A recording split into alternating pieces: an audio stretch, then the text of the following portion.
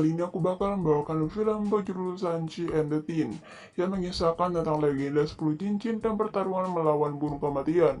Sebelum lanjut, tekan tombol subscribe dan like di bawah ya.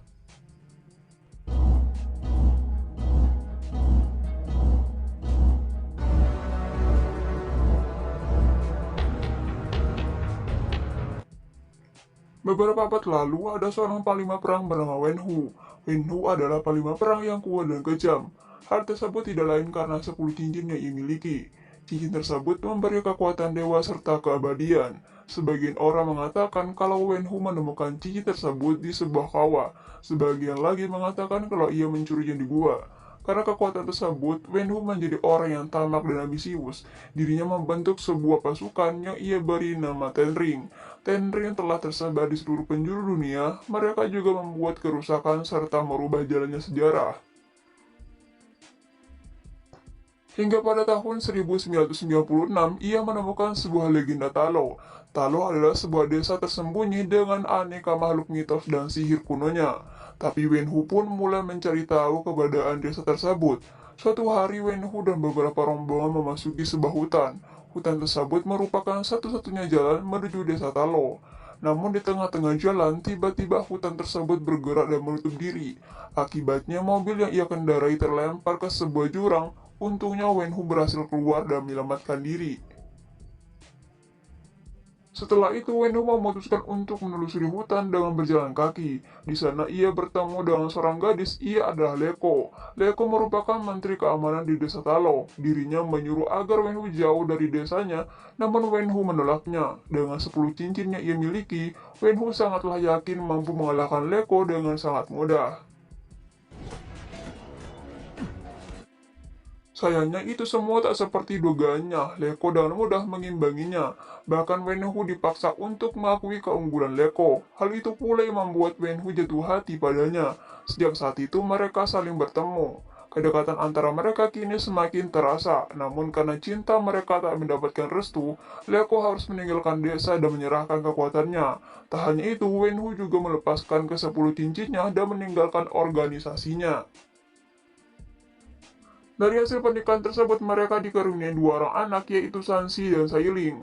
Pada suatu hari, Leko menceritakan legenda naga Talo. Leko juga memberi Sansi dan Sailing sebuah liontin. Dari liontin tersebut nantinya Sansi akan menemukan jalan menuju desa Talo. Mereka kini menjadi keluarga yang bahagia. Hingga suatu malam, anggota geng bernama Iron Deng datang ke rumahnya. Mereka datang saat Wen Hu tidak ada di rumah, di mana Iron Gen adalah musuh bebuyutannya. Sansi yang masih kecil tak bisa berbuat apa-apa saat mengetahui ibunya telah dibunuh oleh Iron Gen. Keesokan harinya Wen Hu mendapati kalau istrinya telah meninggal. Wen Hu pun memutuskan untuk kembali menggunakan gelangnya. Dirinya akan membalas kematian istrinya. Bersama Sansi ia mendatangi sebuah kedai. Di sana Sansi menunjukkan orang yang ikut serta membunuh ibunya. Tanpa pikir panjang, Wen Hu langsung menghajar mereka. Lalu Wen Hu bertanya di mana bosnya. Sayangnya mereka tidak tahu. Wen Hu pun langsung membunuhnya. Setelah kematian ibunya, Wen Hu mulai berlatih dan mendidiknya hari demi hari dihabiskan untuk berlatih. Hingga pada usianya yang ke-14, Wen Hu telah menemukan keberadaan orang yang membunuh ibunya. Oleh karena itu, Sansi pun ditugaskan untuk membunuh orang tersebut. Namun tak disangka, ternyata Sansi menggunakan momen tersebut untuk kabur dari tempat itu. Singkat cerita, Sansi kini telah tumbuh dewasa. Ia tinggal seorang diri. Sansi bekerja di sebuah hotel ternama. Di sana ia memiliki teman wanita yang selalu mendampinginya. Hari itu, seperti biasa Sansi dan Katie sedang menuju tempat kerjanya. Tiba-tiba orang tak dikenal mendekatinya dan meminta agar menyerahkan liontinnya. Mengetahui kalau mereka adalah anggota Ten Ring, Sansi pun menolaknya. Namun orang itu terus memaksanya. Terjadilah perkelahian antara mereka. Awalnya Sansi berhasil menghajar mereka semua, namun tiba-tiba dari belakang muncul seorang pria berbadan kekar. Pria tersebut langsung melayangkan parang dari tangannya. Orang itu langsung menebas apapun yang ada di hadapannya. Sebisa mungkin Sansi menghindarinya. Naasnya Pak Supit justru terbentur sebuah benda. Alhasil ia pun pingsan tak sadarkan diri. Untungnya Katie jago dalam mengemudi. Ia pun segera menjinakkan bus tersebut. Sementara Sansi masih terlibat sebuah perkelahian. Setelah melakukan beberapa kombinasi, Sansi berhasil kabur dari mereka. Namun sayangnya, liontin pemberian ibunya telah hilang. Setelah itu, ia pun berkemas untuk pergi ke Makau. Dirinya akan menemui kakaknya, kemungkinan besar Tenring akan mendatangi Sailing dan mengambil liontin miliknya. Katie yang juga ada di sana, ia memaksa untuk ikut. Singkat cerita, sampailah Sansi di Makau. Namun anehnya, alamat yang dikirim oleh kakaknya justru membawanya ke sebuah klub petarung jalanan. Sansi bertanya di mana kakaknya. Ia justru dituntut untuk melakukan sebuah pertarungan yang ternyata sebelumnya ia telah mendatangi sebuah kontrak. Dengan terpaksa, Sansi harus melakukan pertarungan tersebut. Tak disangka ternyata yang ia lawan adalah kakaknya. Secara brutal, Xiaolin menghajarnya hingga tak terkutik.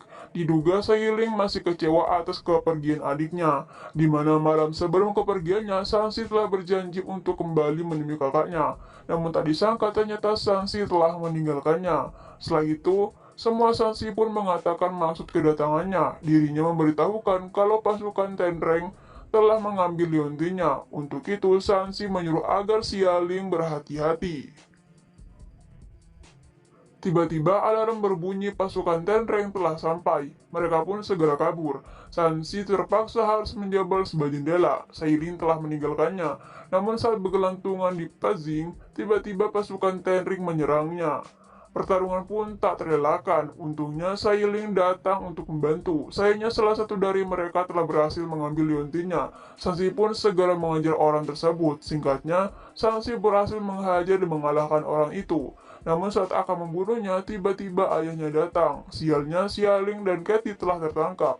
Lalu Wenhu mengajak Xialing dan Sansi untuk pergi ke markasnya. Sesampainya di sana, Sansi dan Xialing mendapatkan sambutan hangat. Tak cukup di situ, Wenhu juga mengajak mereka untuk makan bersama. Lalu Wenhu menunjukkan penelitiannya selama ini. Setelah kaburnya Sansi dan Xialing, Wenhu telah berhasil berinteraksi dengan mendiang istrinya, walaupun terdengar sedikit konyol. Wenhu mengatakan kalau dirinya sering mendengar istrinya minta tolong. Leoko mengatakan saat ini ia telah dikurung di Talo. Untuk itu, Wenhu pun mulai mempelajari desa Talo dan liontin yang mereka miliki merupakan satu-satunya jalan menuju Talo. Oleh karena itulah, Wenhu mengajak mereka untuk bekerja sama.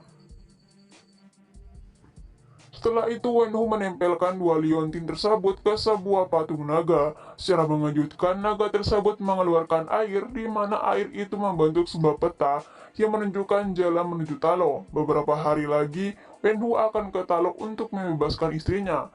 Ia telah mengumpulkan seluruh pasukan Tendering. Dirinya akan membunuh dan menghabisi seluruh penduduk Talo. Sansi yang mendengarnya jelas tidaklah setuju. Sansi menentang apa yang akan dilakukan oleh ayahnya. Akibat penolakan tersebut, mereka bertiga kini dikurung di ruangan bawah tanah. Sansi berencana agar sampai di desa Talo sebelum ayahnya. Tiba-tiba dari kegelapan terdengar suara seseorang. Setelah ditelusuri, ternyata itu adalah Trevor, seorang tawanan yang telah lama tinggal di tempat tersebut. Trevor sendiri memiliki sebuah hewan peliharaan. Hewan tersebut ia namanya Morris. Karena terlalu sering bersama, Trevor mampu berkomunikasi dengan Morris. Morris mengatakan kalau ia mengenal Sansi. Dirinya juga mengenal ibunya yang ternyata Morris berasal dari Talo. Morris juga mengatakan kalau dia mengetahui jalan menuju Talo. Untuk itu, Morris akan membimbing Sansi ke desa Talo. Singkat cerita, mereka kini telah sampai di depan hutan dengan bimbingan Morris. Mereka mulai memasuki hutan. Disinilah kemampuan Katie diuji.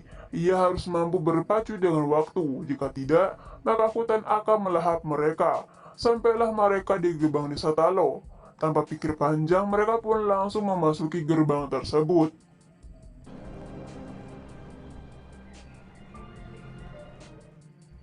Di sana mereka mendapatkan sambutan kurang mengenakan dari warga. Mereka justru menyuruh Sansi pergi meninggalkan desa Talo. Untungnya Nam segera menghentikannya dan ternyata Nam adalah bibi mereka. Sansi pun mengatakan maksud dan tujuannya. Ia memberitahukan kalau ayahnya akan kemari untuk menghancurkan desa.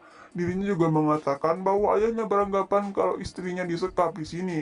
Mendengar hal itu, Bibi Nam pun menceritakan legenda Talo. Pada zaman dahulu, penduduk Talo hidup makmur dan tentram sampai akhirnya makhluk penghuni kegelapan beserta pasukannya datang.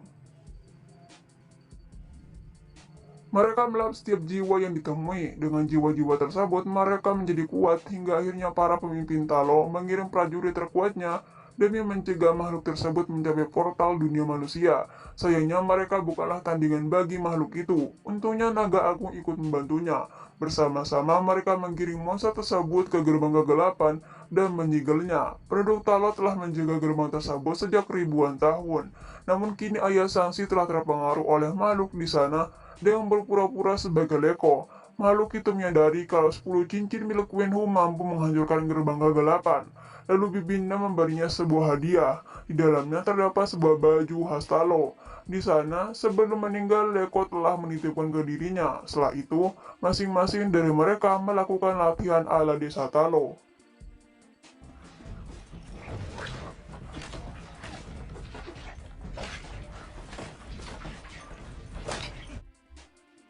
Tak terkecuali Katy, dirinya juga ikut sesi latihan. Keesokannya, Wenhu beserta Tendering telah sampai di desa Talo. Tak ingin membuang waktu, Wenhu pun menyuruh anak buahnya untuk berperang. Dalam peperangan tersebut, Sansi harus berhadapan langsung dengan ayahnya. Wenhu merasa kecewa karena putra yang ia latih kini menggunakan kekuatannya untuk membunuhnya.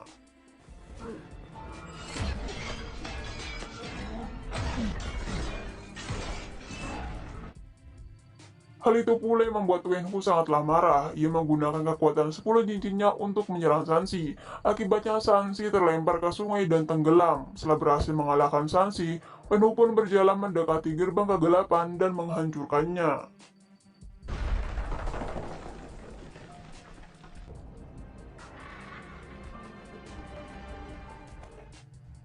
Akibatnya, burung penghisap jiwa pun keluar dari tempat tersebut. Sebelum makhluk yang lebih mengerikan keluar, Bibi Nam pun meminta agar anggota Tendering bersatu dengan mereka. Awalnya mereka enggan untuk melakukannya, namun setelah melihat keganasan hewan tersebut, mereka pun memutuskan untuk bergabung dengan pasukan desa Talo. Hingga akhirnya burung-burung penghisap jiwa pun semakin berdatangan. Mereka memburu jiwa manusia untuk diberikan ke makhluk di dalam gerbang, yang mana jika semakin banyak mendapatkan jiwa, makhluk tersebut akan semakin kuat. Sementara Sansi yang tenggelam di dasar danau tiba-tiba teringat masa kecilnya. Dahulu saat ia masih kecil, ibunya sering menceritakan legenda naga di desa Talo.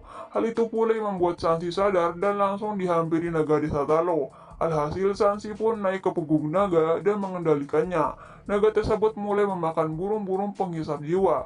Setelah itu Sansi menghampiri ayahnya untuk menghentikannya. Perkalian pun tak bisa dihindari.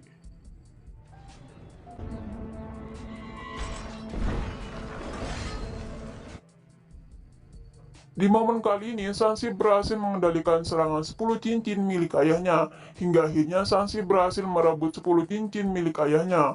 Walaupun Sansi memiliki kesempatan untuk membunuh Wenhu, namun nyatanya Sansi tidak tega. Tiba-tiba makhluk di dalam gerbang tersebut keluar.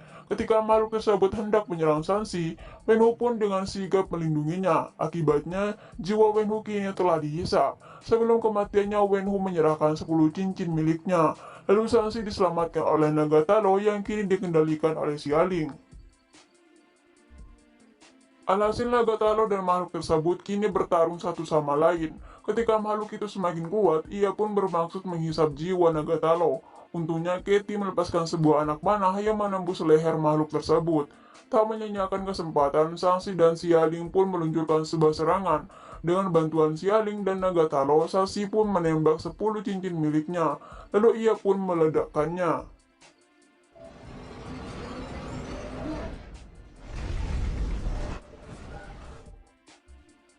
Setelah peperangan tersebut, Sansi dan lainnya melakukan penghormatan bagi orang-orang yang telah gugur.